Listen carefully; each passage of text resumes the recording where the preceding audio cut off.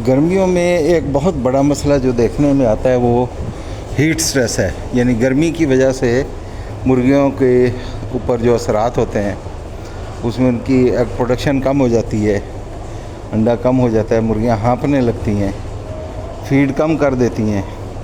Feed कम खाने की वजह से उनकी पैदावार पे भी मनफी असर पड़ता है। तो उसके लिए फिर हमने कुछ अरेंजमेंट्स किए होते हैं। एक तो ये कि हम ये जो एरिया है ये पैड एरिया कहलाता है। ये पीछे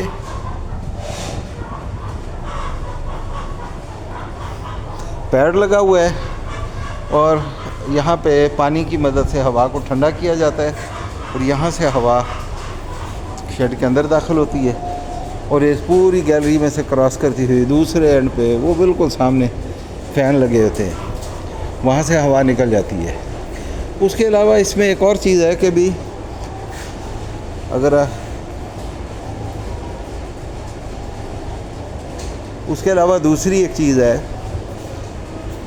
कि हवा की सर्कुलेशन भी बड़ी ज़रूरी है, यानी डायरेक्ट मुर्गी को ना लगे। अब यहाँ पर तो इसके आगे ये रुकावटें हैं और ये दूसरी साइड के ऊपर जो पैड एरिया बढ़ाने के लिए या पूरा करने के लिए साइड को भी इस्तेमाल किया जाता है, तो इसमें ये टनल डोर लगे होते हैं। तो ये आप देख रहे हैं कि ऊपर की डायरेक्शन में, यहाँ से हवा ऊपर की डायरेक्शन में जाती है, तो इस तरह से यकसा तौर पर ऊपर की मुर्गियों को भी और ये सामने भी हर तरफ मुर्गियों को हवा लगती है और ठंडक पहुँचती है।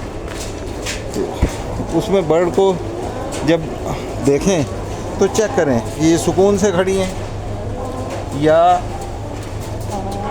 हाँफ रही हैं, पेंटिंग कर रही हैं, मुंह खोल के अगर सांस ले रही हैं, तो इसका मतलब ये है कि इनको गर्मी महसूस हो रही है।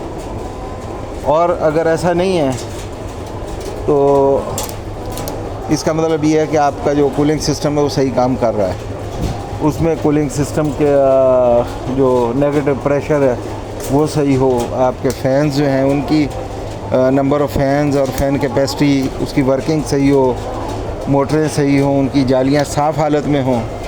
इसी तरह से उनके जो पैड हैं, पैड एरिया जो पहले दिखाया था, ये भी साफ़ होना चाहिए। इसके अंदर भी कोई डस्ट वगैरह ना हो, नमकियात जम जाते हैं, तो इनको प्रॉपर अगर सफाई करते रहें तो उससे फिर ये इसमें से हवा का फ़्लो जो है ना वो सही रहता है।